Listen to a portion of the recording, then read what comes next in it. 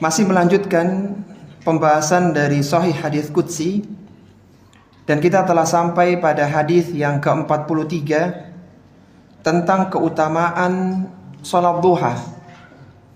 Hadis yang ke-43, yang ke-44 bahkan setelahnya adalah salah satu contoh hadis yang memiliki tahammul dengan tingkatan tertinggi. Kita tahu bahwa di dalam ilmu hadis ada yang disebut dengan tahammul dan ada. Tahammul itu adalah perawi menerima hadis, sedangkan ada itu menyampaikan hadis. Al-Imam Al-Khatib Al-Baghdadi rahimahullahu ta'ala menyebutkan 3 tingkatan tahammul yang tertinggi, 3 lafaz tahammul, penerimaan hadis yang tertinggi.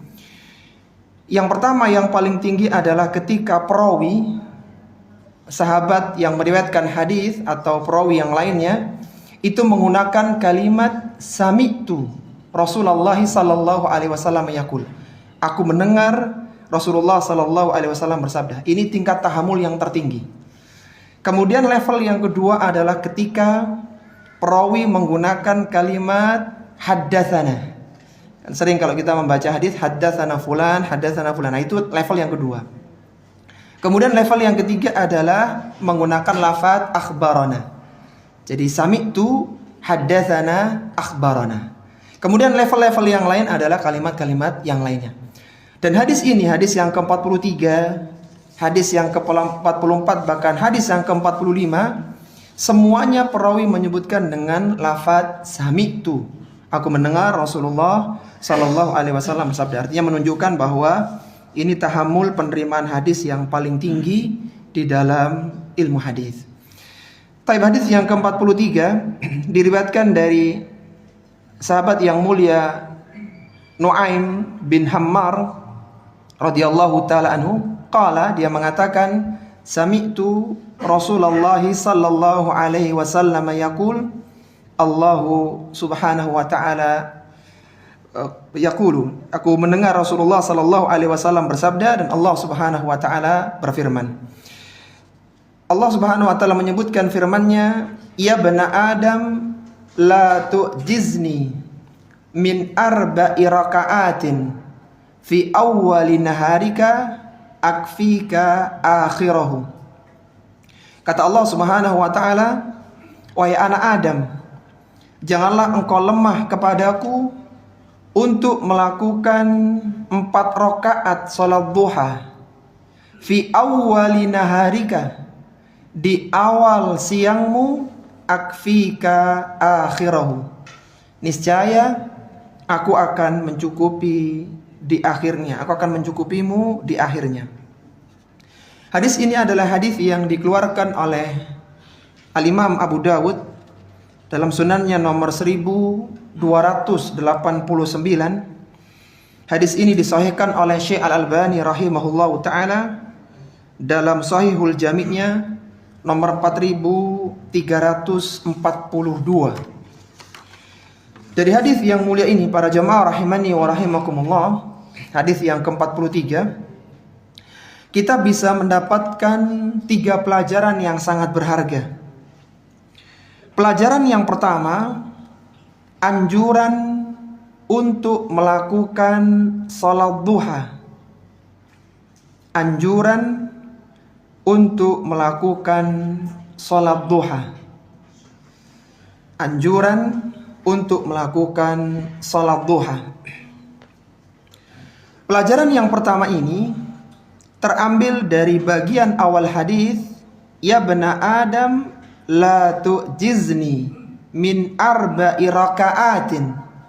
Wahai anak Adam, janganlah engkau lemah kepadaku untuk melakukan salat duha 4 rakaat. Ini menunjukkan anjuran agar tidak terlewatkan dari mendapatkan pahala 4 rakaat duha. Dan para ulama kita, mereka berbeda tentang arba'i raka'atin dalam hadis yang mulia ini. Karena memang sebenarnya tidak menyebut secara spesifik secara sharih, secara tegas tentang sholat duha. Sehingga para ulama kita terbagi dalam dua pendapat, apa sih 4 rakaat yang dimaksudkan. Sebagian dari ulama menyebutkan 4 rakaat yang dimaksudkan adalah 2 rakaat qobliyah subuh dan sholat subuh itu sendiri. Jadinya 4. Itulah yang dimaksud dengan min arba'i rakaatin. 4 rakaat itu gitu. 2 rakaat fajar atau qobliyah subuh dan sholat subuhnya. Jadi 4. Tapi jumhur para ulama muhadditsin, mereka berpendapat bahwa yang dimaksud arba'i rakaatin adalah sholat duha. Ini jumhur ulama. Dan kami cenderung pendapat ini. Apa hukum sholat duha? Sebelum kita membahas hukumnya, para ulama-ulama fuqaha, ulama-ulama fikih membagi hukum ibadah sunnah dalam 3 tingkatan.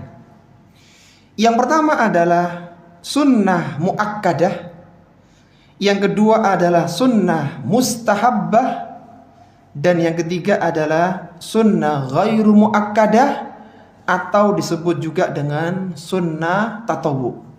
Jadi amalan sunnah terbagi dalam 3 tingkatannya. Tingkatan yang pertama adalah sunnah muakkadah, sunnah yang ditekankan. Amalan sunnah artinya amalan yang bukan wajib ya.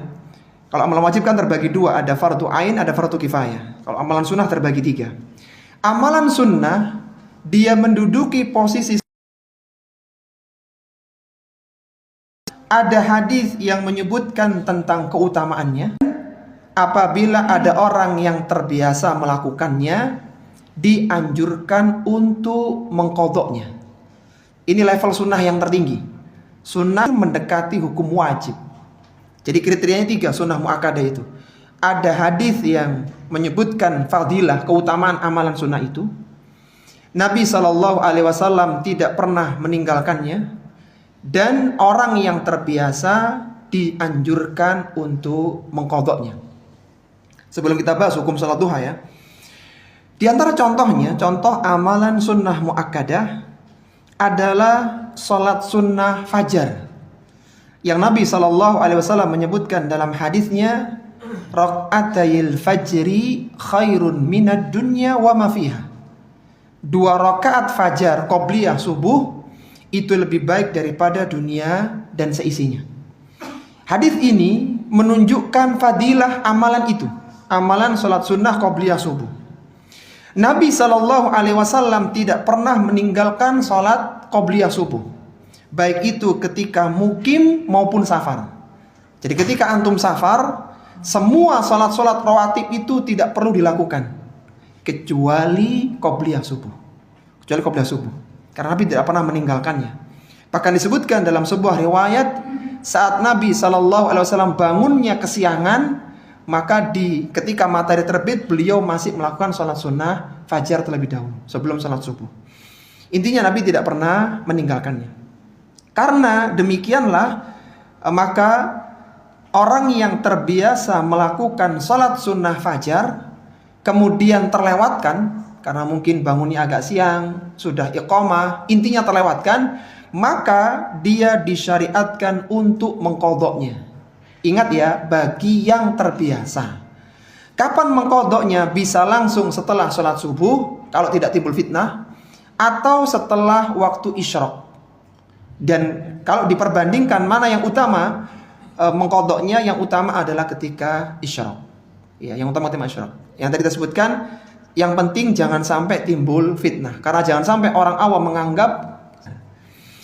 Contoh yang lainnya adalah puasa Syawal.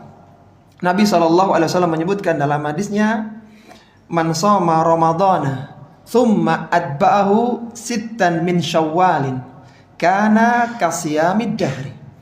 Barang siapa yang berpuasa Ramadan kemudian mengikuti dengan 6 hari di bulan Syawal, kana kasiyamid dahri, maka dia mendapatkan pahala puasa 1 tahun. Ini adalah hadis yang sahih yang menyebutkan afdoliyah atau fadilah puasa Syawal. Sehingga puasa Syawal itu masuk dalam jajaran sunnah muakkadah. dan Nabi SAW biasa melakukannya. Maka karena hukumnya sunnah muakkadah, maka bagi ibu-ibu yang kehilangan atau terlewatkan puasa Ramadan karena datang bulan atau udzur yang lainnya, kemudian di bulan Syawal mereka melakukan qadha terlebih dahulu, sehingga ada hari Syawal yang kurang. Jadi misalnya tinggal 4 hari Syawal karena sebelumnya kena lebaran, kemudian qadha puasa yang kemarin, intinya tinggal tersisa 4 hari Syawal. Maka dia boleh melakukan puasa Syawal 4 hari di bulan Syawal, kemudian diqadha di bulan Dzulqa'dah setelahnya. Kenapa boleh? Ya karena ini adalah amalan sunnah muakkadah. Tapi itu yang pertama ya, sunnah muakkadah. Kemudian level yang kedua adalah sunnah mustahabbah. Amalan yang masuk dalam kategori sunnah mustahabbah adalah amalan yang disebutkan keutamaannya, tetapi Nabi SAW terkadang meninggalkannya. Dan amalan yang masuk dalam kategori sunnah mustahabbah tidak boleh diqadha ketika terlewatkan. Tidak boleh. Kemudian amalan yang sunnah yang ketiga adalah sunnah ghairu muakkadah, atau sebagian menyebut dengan sunnah tatawwu. Amalan sunnah yang masuk pada kategori sunnah ghairu muakkadah atau sunnah tatawwu tadi, ketika tidak ada hadis yang menyebutkan fadilah, keutamaan, dan tidak disebutkan Rasulullah rutin melakukannya, sehingga masuklah dia dalam kategori sunnah ghairu muakkadah. Contoh yang amalan sunnah ghairu muakkadah adalah salat sunnah qobliyah isya, salat sunnah qobliyah maghrib. Nah, itu tidak ada keutamaan khusus. Bahkan disebutkan dalam sebuah hadis, barang siapa ingin melakukan silakan melakukan, bagi siapa yang meninggalkan dipersilahkan. Tapi sebelum kita membahas tentang hukum salat duha ya, maka dari sini para ikhwah rahimani wa rahimakumullah, para ulama muhadditsin mereka berselisih tentang bolehkah hadis yang dhaif digunakan sebagai fadailul a'mal. Mereka berselisih. Sebagian dari mereka membolehkan karena ini hanya sebagai dorongan, motivasi untuk amalan. Amalan itu sudah dibangun dari hadis yang sahih, tapi fadilahnya itu hadisnya dhaif. Sehingga ini hanya semacam pendorong amalan.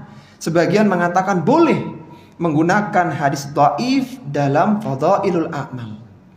Tapi pendapat yang kuat insyaallah dalam masalah ini, tidak diperbolehkan seorang menggunakan hadis dhaif dalam fadailul a'mal.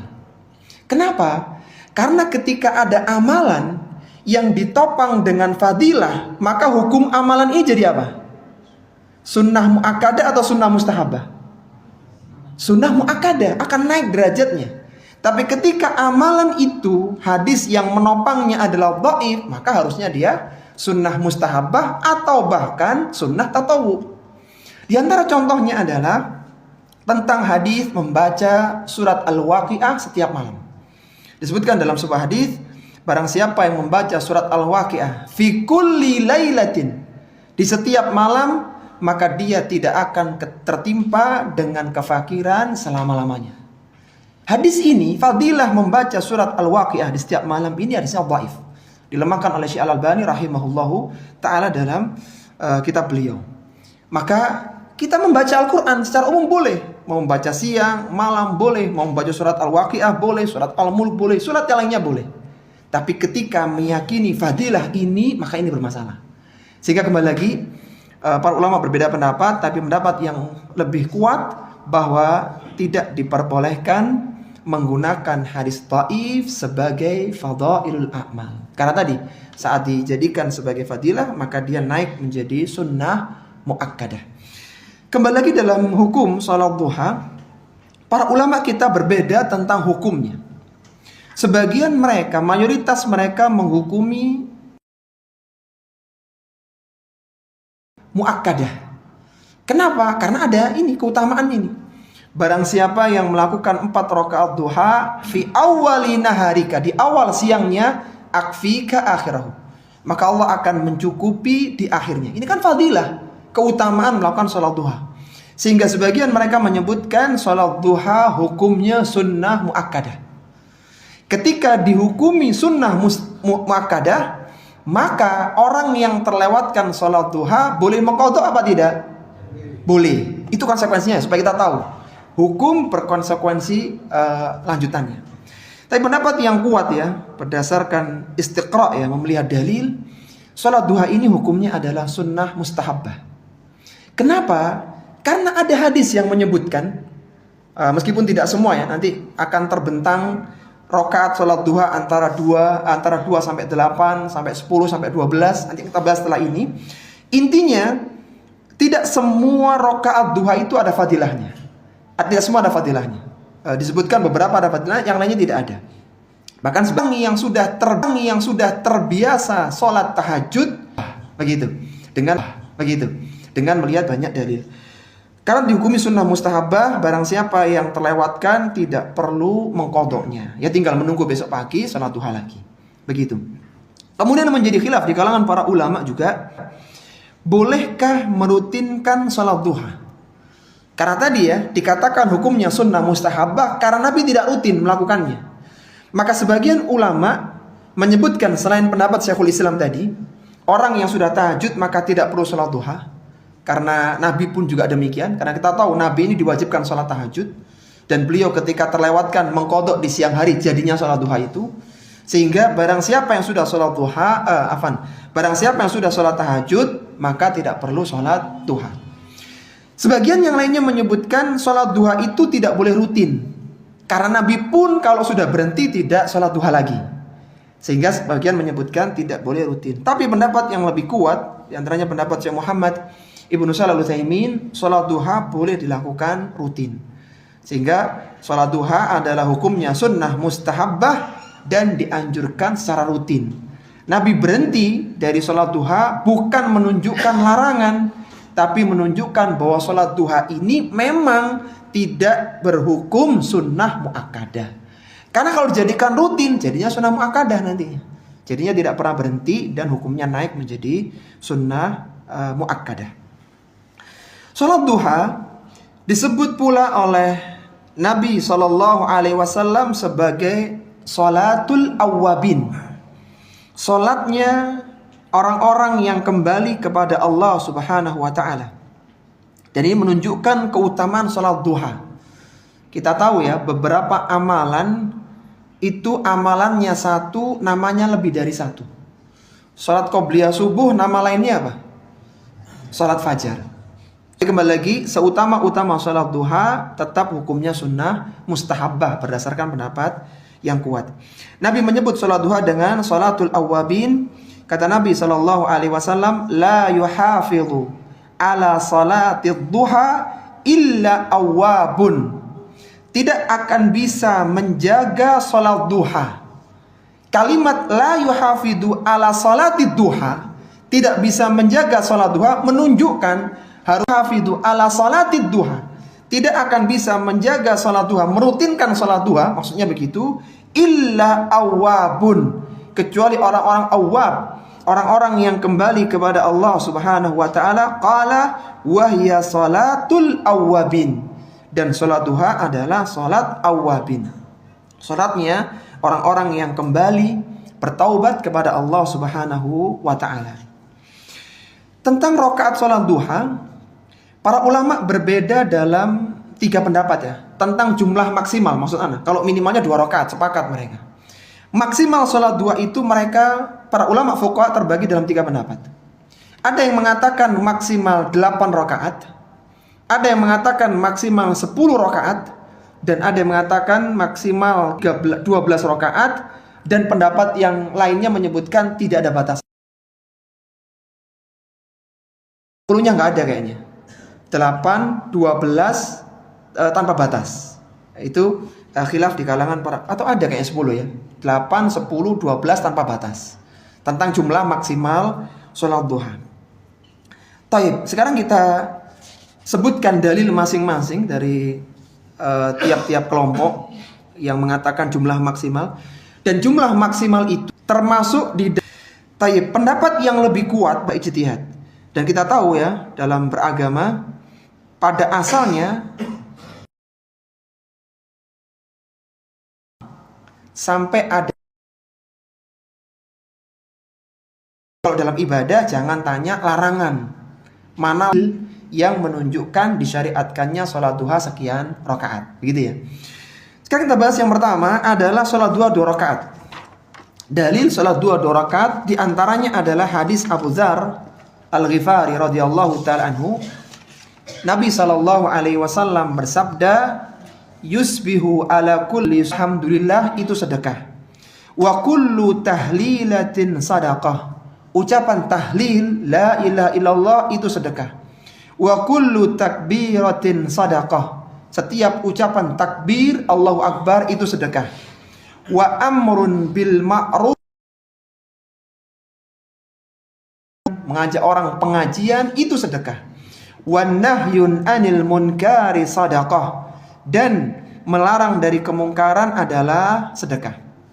Sebelum kita teruskan hadisnya ya, ini menunjukkan bahwa sedekah itu tidak harus dengan uang. Tadi Nabi menyebutkan setiap tasbih, suami yang menggauli istrinya semuanya adalah sedekah. Ini menunjukkan bahwa sedekah itu tidak harus dengan uang, tidak harus. Tapi kalau ketika disebutkan infak, maka itu harus dengan uang. Sehingga sedekah lebih umum daripada infak. Ini masuk bagian dari sedekah, begitu. Huma minat duha. Dan sedekah sendi-sendi tadi itu tercukupi dengan 2 rakaat duha. Hadis yang mulia ini, hadis Muslim ya, menunjukkan tentang disyariatkannya sholat duha 2 rakaat. Yinat mafasiluhu, dilunakkan satunya adalah sholat duha 2 rakaat. Baik, kemudian dalil sholat duha 4 rakaat. Selain hadis tadi, hadis yang kita sebutkan dari sahabat yang mulia Nuaim bin Hammar, orang yang sholat duha akan dicukupi akhirnya. Ada hadis dari Ibunda Aisyah radhiyallahu ta'ala anha yang menyebutkan bahwa kana Rasulullah sallallahu alaihi wasallam yusalli duha arba'an. Rasulullah sallallahu alaihi wasallam melakukan sholat duha 4 rakaat. Kemudian ada tambahan lafaz wa yazidu masya Allah, dan Nabi menambah sekehendak Allah. Kalimat wa yazidu masya Allah dijadikan dalil bagi ulama yang keempat yang menunjukkan bahwa sholat duha tidak ada batasan rakaatnya. Itu dalil mereka. Sedangkan kita yang meyakini sholat duha 8 rakaat, maksudnya menambah yang dikehendaki oleh Allah tetap maksimalnya 8 gitu. Jadi ini tinggal wajhu dilalah ya, wajhu dilalah. Jadi sisi pendalilan dalam sebuah hadis. Hadisnya sama, sebagian mengambil ini menunjukkan sholat duha tidak ada batasan rakaat, tapi 8 rakaat karena dikaitkan dengan dalil yang lainnya. Yang jelas ada khilaf sifat Nabi sallallahu dalam hadis Anas bin Malik, duha 6 rakaatin, 6 rakaat. Dan perhatikan dalam hadis ini tidak disebutkan fadilah sholat duha 6 rakaat. Tidak ada fadilah. Ini adalah sholat duha 8 rakaat ya.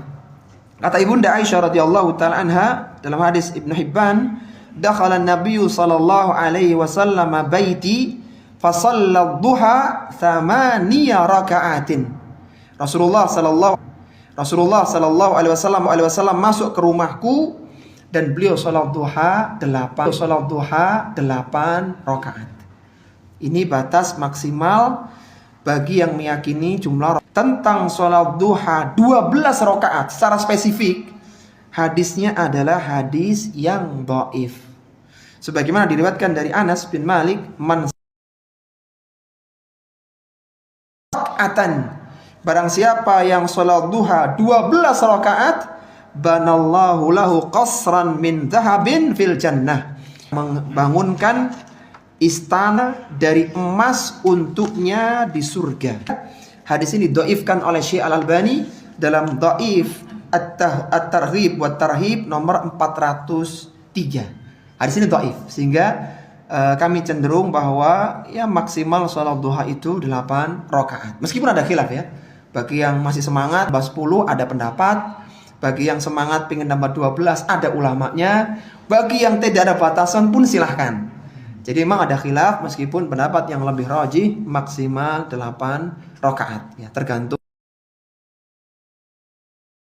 Baik, kemudian kita masuk di pelajaran yang kedua ya, dari hadis yang pertama ini. Waktu sholat duha adalah di awal waktu siang setelah terbit matahari. Waktu sholat duha adalah di awal waktu siang setelah terbit matahari. Waktu sholat duha adalah di awal waktu siang setelah terbit matahari. Sehingga siang adalah waktu fajar sampai maghrib. Kan begitu ya? Nah, kapan waktu duha? Kan disebutkan fi awali naharika, di awal siangmu. Sebagian menyebutkan ya setelah sholat fajar. Setelah terbitnya matahari tidak boleh sholat kecuali setelah setinggi tombak. Berarti waktu sholat duha itu setelah matahari setinggi tombak, atau sekitar 15 menit setelah terbitnya matahari. Jadi fi awwalin naharika maksudnya adalah setelah terbitnya matahari. Ya waktu duha lah. Sampai kapan? Sampai sebelum tergelincir matahari ke barat, sebelum duhur. Jadi mudahnya waktu sholat duha itu 15 menit setelah terbit dan 15 menit sebelum duhur. Karena ketika duhur itu kan zawal ya, bergeser ya. Matahari sudah ke barat begitu, sehingga bayangan kita jadi di timur. Nah, kalau pas di tengah ini nggak boleh, ini waktu yang diharamkan. Sehinggalah ketika matahari mulai menyengat, merasakan kepanasan. Jadi onta itu kan menderum ketika mulai panas mereka akan bergeser. Nah, onta mulai bergeser itu biasanya ketika matahari sudah mulai terik ya, sudah mulai terik. Sebagaimana sabda Nabi SAW tentang sholat duha, sholatul awwabin idza ramadatil fisal. Salat awabin itu salat duha yang utama adalah ketika anak onta merasakan kepanasan. Kira-kira jam berapa, Pak? Panas itu mulai terik ya. Jadi orang udah mulai keringatan dengan panas. Kira-kira jam berapa? Jam 9, jam 10. Itulah waktu utama salat duha. Jadi salat duha bisa dilakukan ketika isyraq sampai nanti menjelang duhur, tapi yang paling afdal adalah jam 9, jam 10-an, bahkan ada yang menyebutkan setengah 9. Intinya antum merasa terik saat itu. Saat itu waktu yang paling afdal untuk sholat duha. Taib, kemudian yang terakhir ya, pelajaran yang ketiga. Allah Subhanahu wa taala akan mencukupi orang yang telah melakukan sholat duha 4 rakaat. Semoga ya setelah memahami poin yang ketiga, kita tidak pernah absen dari melakukan sholat duha 4 rakaat. Kita udah bahas hukumnya tadi. Ya paling nggak hari inilah ya, yang sudah sholat isyraq kurang 2 rakaat antum, supaya bisa menjalankan hadis yang kita pelajari ini. Karena tadi kita sudah belajar tentang surat Al-Hadid ya. Allah menyebutkan di surat ayat yang ke-16, alam ya'ninil ladina amanu an tahsha'a qulubuhum li dzikrillah. Apakah belum tiba waktunya orang-orang yang beriman itu hatinya tunduk kepada Allah Subhanahu wa taala? Dan disebutkan di ayat itu, dan janganlah kalian menjadi seperti ahlul kitab yang mereka sudah beragama, fatala alaihimul amadu faqasat qulubuhum, dan telah berlalu waktu yang panjang, ternyata hati mereka menjadi keras, wa katsirun minhum fasikun, dan sebagian dari mereka itu fasik. Ada orang-orang yang sudah belajar agama, dia tahu keutamaan sebuah amalan, tapi karena tidak segera diamalkan, akhirnya keutamaan itu hanya sekedar ilmu. Harusnya setelah dia tahu keutamaan, dia amalkan, sehingga menjadi kebiasaan saat dia sudah mendengar lagi isyraq nanti harus sholat 2 rakaat lagi. Karena memang 8 rakaat, 10 rakaat, bahkan 12 ya, bagi yang meyakini 12 itu tersebar di waktu duha. Jadi begini, misalnya antum pagi sebelum berangkat kerja sholat 2 rakaat. Nanti jam 9 setelah dari toilet misalnya 2 rakaat lagi. Sebelum adzan duhur ya, 2 menit sebelum adzan duhur, antum salat duha lagi, boleh. Jadi nggak harus 8 itu satu paket begitu. Yang penting tersebar di waktu duha, sama kayak tahajud. Antum boleh tahajud setelah isya, jam 11 malam, jam 3, boleh. Jadi seperti itu. Yang penting totalnya tadi 8, 10, 12 tanpa batas, terserah antum. Meskipun kalau kami cenderung yang 8 rakaat. Baik ya, kembali lagi kita berdoa kepada Allah. Semoga setelah ini kita rutin menjaga 4 rakaat duha minimal. Kenapa? Karena Masya Allah ya, disebutkan di akhir hadis keutamaan orang yang menjaga 4 rakaat duha. Akfika akhirahu, aku akan mencukupi, kata Allah, di akhirnya. Para ulama syurah, ulama pensyarah hadis menyebutkan 3 hal yang dimaksud dengan Allah akan mencukupi orang yang sholat duha di awal siang. Sholat duha di waktu isyraq di jam 9 sampai maksimal sebelum duhur. Maka Allah akan mencukupi di akhir siang. Akhir siang itu kapan? Kan malam itu maghrib. Akhir siang kapan? Setelah asar, sebelum maghrib. Maka Allah janji Allah akan mencukupinya. Apa yang dimaksud dengan Allah mencukupi? Maksudnya 3. Perhatikan. Yang pertama, yang dimaksud dengan akfika akhirahu, aku akan mencukupimu di akhir hari itu.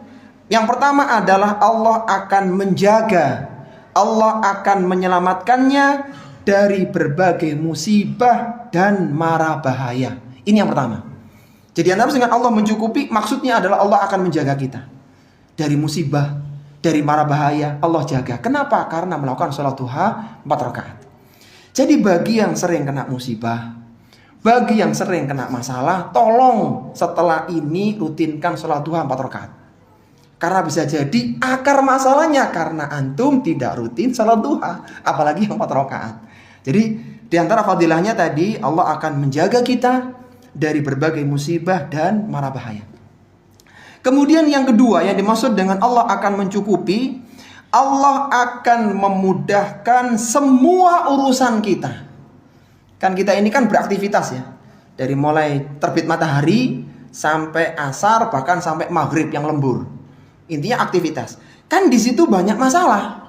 Masalah pekerjaan, masalah dengan rekan, masalah dengan orang lain, macam-macam. Maka orang-orang yang menjaga 4 rakaat duha, kata para ulama syurah, akan dimudahkan urusannya.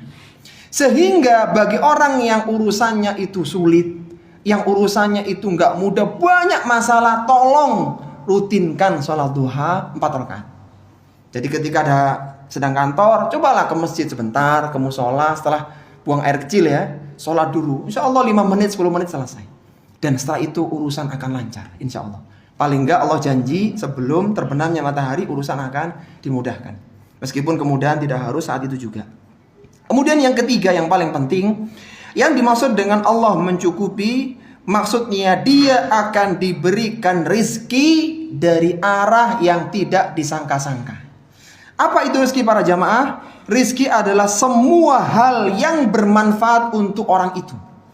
Rizki bisa berupa uang, rizki bisa berupa kesehatan, rizki bisa berupa kemudahan, rizki berupa hal yang lainnya.